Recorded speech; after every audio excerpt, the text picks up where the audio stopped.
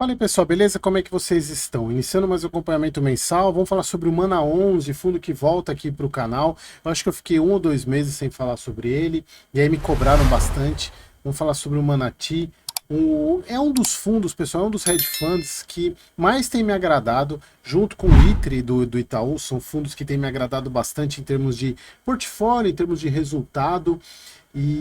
Mas quem me conhece há mais tempo sabe que eu não sou de investir em fundo com pouco histórico, com pouco track record. Prefiro esperar um pouco, mesmo que as oportunidades pareçam ser bem interessantes, mas eu prefiro esperar. Mas vamos lá, vamos mais um mês aí acompanhando o relatório agora de janeiro do Mana 11 e o Manati.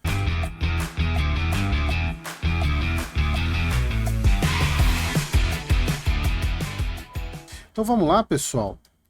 Mana 11, relatório agora de janeiro. O fundo ele vem tem uma taxa de administração de 1, tem taxa de performance, mas acho que isso é meio característica de hedge fund, tá? Acho que todos os hedge funds têm, eu não sei se não me recordo de cabeça aqui o hedge fund que não tem a taxa de performance. A gente vê que o fundo está bem descontado. Vamos pegar aqui o Mana 11, deixa eu ver aqui. Mana, quanto que ele está hoje? Mana 11, 8,16. Ele deu uma valorizadinha aqui em relação ao que ele fechou, mas mesmo assim ainda continua com um deságio bem grande. 10 centavos por cota, ele diminuiu um pouquinho em relação ao mês passado, que ele tinha pago 11, mas dentro do guidance que é de 10 a 12, acho que é 10 a 12, se eu não me engano, então tá bem tranquilo. É um fundo pequenininho ainda, 340 milhões de patrimônio líquido. Olha só, dividend yield de 16,3, bem interessante. Aqui os highlights do mês, 10 centavos. Deságio de 12,9, ele subiu um pouquinho esse deságio, né? O desconto diminui um pouco, deve estar uns 10% mais ou menos. Distribuição em linha com guidance, a partir da gestão que continua muito bem, aumento expressivo de cotistas, né? 13,5%. Que o Manati, eu cheguei, eu não lembro agora, eu vou ver se eu mando uma mensagem para eles para a gente fazer uma live, né? Quem sabe consigo aqui marcar uma live com a gestora com o Mana 11. Pessoal, aqui a parte de mercado não tem muito o que falar, a gente já sabe basicamente tudo o que está acontecendo. Eles até falam, a falta de novidades com relação às apreensões do fim do ano passado e a distensão do risco global suportaram uma recuperação dos preços ativos, que foi o que aconteceu. A gente teve uma recuperação e está tendo uma recuperação agora, né, nesses últimos dias aí, mas ainda continua, é que o deságio estava tão grande, né, a simetria estava tão grande que ainda continua tudo muito barato. Estou falando sobre a gestão do Mana 11, que ainda continua fazendo, assim, eu tenho gostado bastante dos movimentos. Eles falam aqui, ó, até o atual nível de taxa de juros, especialmente a perspectiva de um ajuste maior da política monetária, que é o que a gente espera, mais 1% aí na próxima. É perverso, claro, a gente sabe que isso é ruim para a economia, mas a gente também tem que olhar para o outro lado como investidor, isso acaba trazendo mais retorno para a gente. E aí, pessoal, aqui é um ponto que eu sempre gosto de falar sobre como é o mais pobre e o menos favorecido que sofre com tudo isso. Porque a gente, pessoal, você que me assiste, eu, e assim, claro, se eu falar hoje, tenho quase 20 mil inscritos no canal. Nossa, estou chegando a 20 mil inscritos, olha que bacana. 20 mil inscritos no canal, são 20 mil pessoas que sabem um mínimo de proteção do patrimônio. Investindo em fundos assim, acabam protegendo o patrimônio.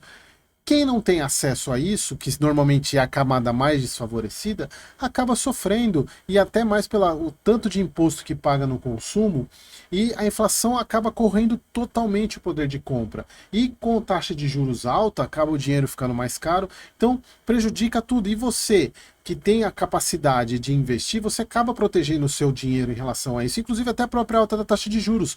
Basta você colocar o seu dinheiro atrelado à taxa de juros. Então, o que a taxa de juros subir, você tem de retorno no seu investimento. Então, infelizmente, a gente também não tem como. A gente sabe que tem esses problemas e a gente tem que tentar fazer a nossa parte.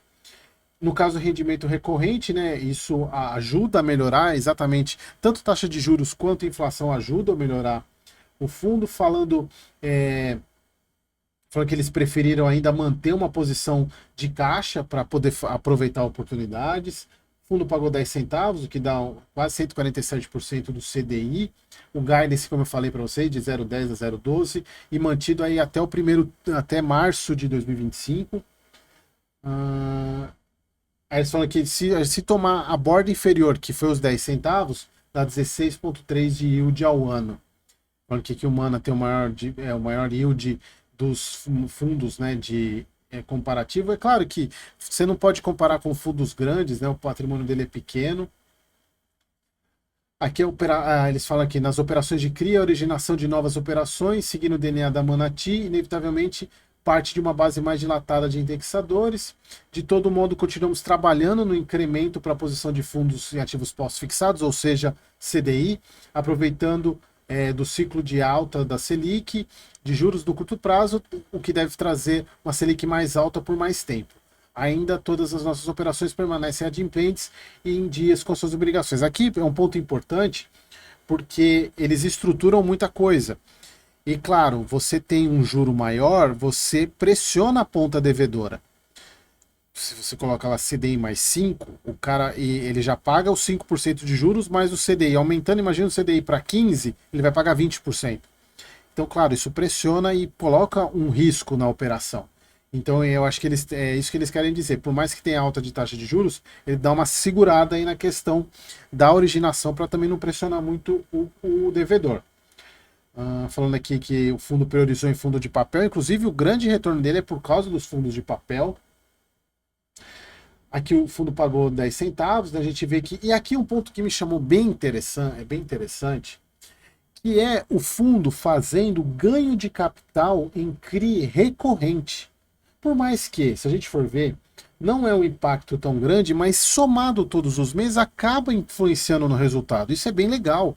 Assim, são poucos os fundos que têm essa competência de fazer ganho de capital com CRI, ainda mais nesse momento que a gente está vendo de mercado com taxa subindo, que grande parte dos fundos eles vendem CRI com prejuízo. E acaba que o Mana está trazendo aí resultado bem interessante, né? Se a gente for ver, todos os meses aí, alguns meses bem mais do que outros, isso acaba impactando bem no resultado. O fundo gerou 10 centavos, pagou 10 centavos, que o dividend yield do fundo. Aqui a gente pegar a sensibilidade, eu até tinha marcado 8,10, que é a hora que eu estava analisando, está 8,16, então a gente podia até passar, tá nessa meiuca aqui, né?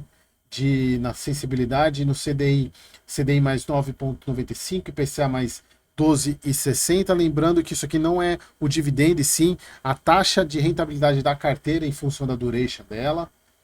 A rentabilidade do fundo vem muito bem. A partir de aqui foi quando o fundo entrou no IFIX, né? Então a gente teve um aumento grande. A gente vê nitidamente aqui quando essa entrada no IFIX. Aqui, pessoal, eu tenho uma crítica que eu já fiz algumas vezes e volto a fazer. O fundo não coloca as movimentações que ele fez no mês. Ele não coloca. Ele fala que tem muita originação própria, mas ele não menciona quais fundos ele comprou, quais CRIs ele comprou. Ele não menciona isso. Eles até falam que está lá só a gente tem que, para saber, você tem que ficar olhando um por um aqui para poder saber o que entrou de novo, o que saiu. É difícil. Eles não colocam isso, infelizmente, poderiam colocar. É um hedge fund muito de CRI. E na parte de fundo imobiliário ainda fundo de papel, ou seja, quase mais de 80%, quase 90% é atrelado a fundo de papel, ou CRI ou fundo de papel, né? Então voltado a essa parte de dívida, isso até justifica o retorno maior dele. Tem um pouquinho de ação, tem um caixa até que razoável, quase 11% aí do caixa. Gosto muito dessa distribuição, meio a meio de indexadores, gosto bastante, acaba sendo uma carteira bem defensiva, embora a taxa CDI seja até um pouco mais agressiva. O PCA está dentro do padrão, até pelo que a gente está vendo dos títulos públicos, mas a parte CDI é bem agressiva. A gente vê aqui a exposição por segmento, grande parte recebível. Aqui a parte de exposição tipo de risco, né? Quase 75% carrego. Aqui a carteira do fundo, ele tem um pouquinho de fundo imobiliário também. VGHF, MCRE e o GARI 11, que os que ele tem de ação, a MRV, Alus, Tenda, ASYN, Multiplan e Guatemi, e aqui os devedores. Beleza, pessoal? Então era isso, mais um mês acompanhando o nosso querido Manati, e é isso aí, espero que vocês tenham gostado e até o próximo vídeo.